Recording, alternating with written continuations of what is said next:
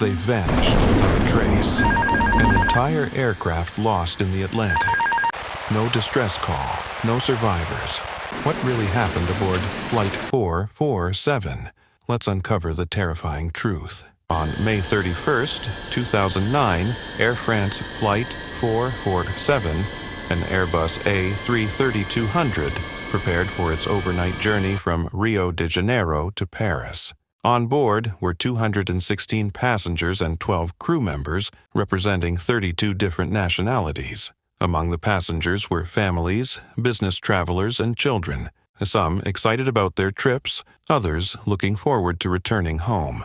The crew included Captain Marc Dubois, aged 58, who had over 11,000 flight hours, co-pilot David Robert, 37 years old with 6,500 flight hours, and the least experienced, Pierre-Cédric Bonin, just 32 years old with 2,936 flight hours, most of which were as a first officer.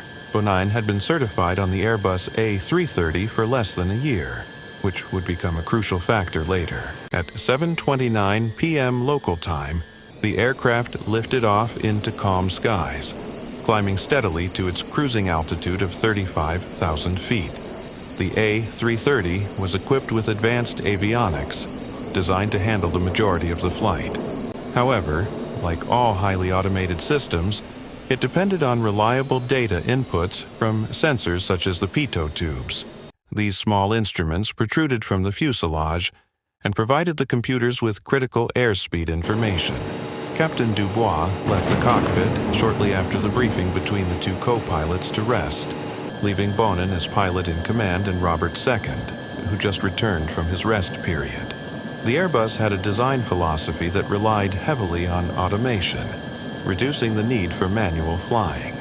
While this made flying safer under most conditions, it also meant that pilots spent less time practicing manual recovery techniques, something that would soon prove catastrophic. As the plane entered the intertropical convergence zone, a region notorious for its violent storms and turbulence, the radar showed towering cumulonimbus clouds ahead. These thunderstorms, fueled by warm, moist air, could extend over 50,000 feet high and pose serious risks to any aircraft. Co-pilot Bonin, who was relatively inexperienced in flying through severe weather, voiced a calm comment. "Bloody hell, thank God we're in an A330, eh? Dead right." But beneath the calm exterior, storm cells were developing rapidly, and temperatures outside the aircraft were dropping, conditions ideal for the formation of ice crystals. At 2:10 a.m. UTC, Flight 447 began encountering turbulence. It was moderate at first, but it quickly intensified. As Bonin and Robert adjusted their course slightly to minimize the shaking, an invisible danger was unfolding outside the aircraft. The air freezing temperature had fallen dramatically, and ice crystals began forming inside the pitot tubes. The design of the pitot tubes made them vulnerable to ice blockages in specific conditions, despite being equipped with heaters. At 2:10:05 a.m., the pitot tubes became blocked. This caused the air data computers to receive conflicting speed readings, triggering a cascade of system failures. The autopilot immediately disengaged, switching the aircraft to alternate Lot 2, a degraded flight mode that limited control protections. "I have the controls!" Bonin takes manual control of the aircraft. "All right." After switching to ALT2, the aircraft became more sensitive to roll in turbulence, leading Bonin to overcorrect. For 30 seconds, the plane rolled left and right as he adjusted. Simultaneously, Bonin unnecessarily pulled back on the sidestick, causing the nose to rise. This triggered brief stall warnings as the airspeed dropped sharply from 274 knots to 52 knots. The aircraft then began an excessive climb, reaching a dangerously high vertical speed of nearly 7,000 feet per minute, far beyond the typical 2,000 feet per minute for an Airbus A330. At 2:10:34, after displaying incorrect readings for about 30 seconds, the left side instrument suddenly showed a sharp rise in airspeed. Although the pitot tube icing event had lasted just over a minute, Bonin continued making nose-up inputs, unaware that his actions were pushing the aircraft toward a dangerous stall. This caused the plane to climb steeply at a 16-degree angle, reaching its maximum altitude of 38,000 feet by 0 to 11 in 10 seconds, far above its operational ceiling. At this point, the engine thrust levers were in the fully forward takeoff go-around detent. As the aircraft began descending, the angle of attack rapidly increased toward 30 degrees, causing the wings to lose lift and the plane to enter a full stall. A second consequence of switching to ALT-2 was that stall protection was no longer active. In normal law, the flight management computers would have prevented such an extreme angle of attack. Hell, I don't have control of the aircraft. Robert took control, pushing the sidestick forward to recover, but Bonin was still pulling back, canceling out the inputs and triggering a dual input warning. Bonin kept the aircraft in a worsening stall. Neither he nor Robert grasped the true nature of the crisis. The stall warning itself contributed to their confusion, sounding intermittently as the aircraft's systems struggled to interpret the extreme conditions. At 2:11 and 40 seconds, Captain Marc Dubois returned to the cockpit after being summoned by Robert. Alarmed by the flashing warnings and the erratic behavior of the aircraft, he demanded answers. "What the bloody hell are you doing? What's happening? I don't know. We're losing control of the aircraft." At one point, Bonin briefly lowered the nose, restoring valid airspeed readings.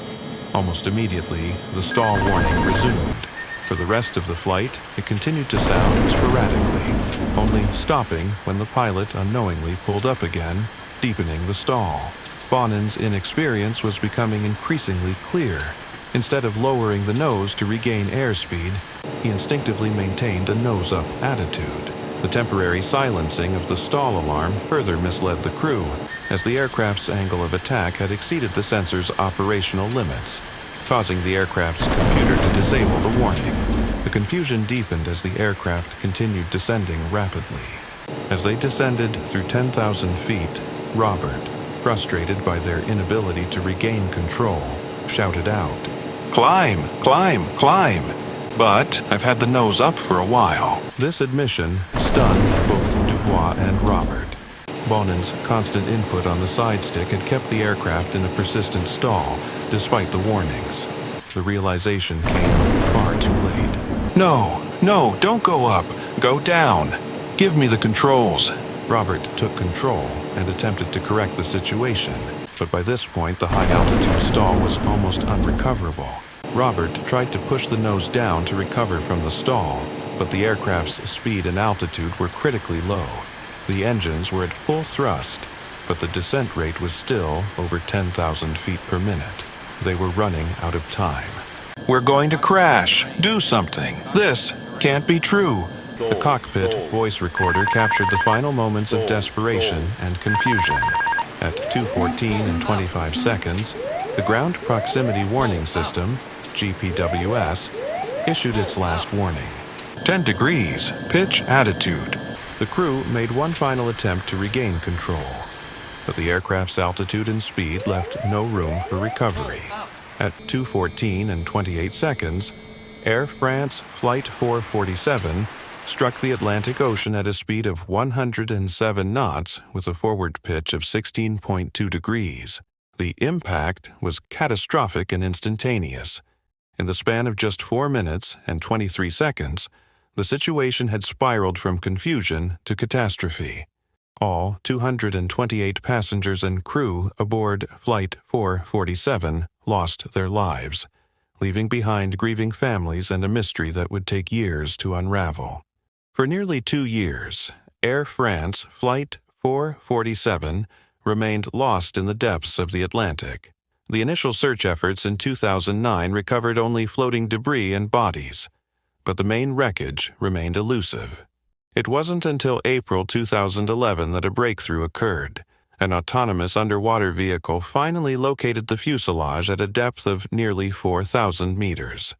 Soon after, the flight recorders were retrieved, offering long-awaited answers. The investigation revealed that ice crystals had blocked the pitot tubes, leading to unreliable airspeed readings and triggering a chain of pilot errors.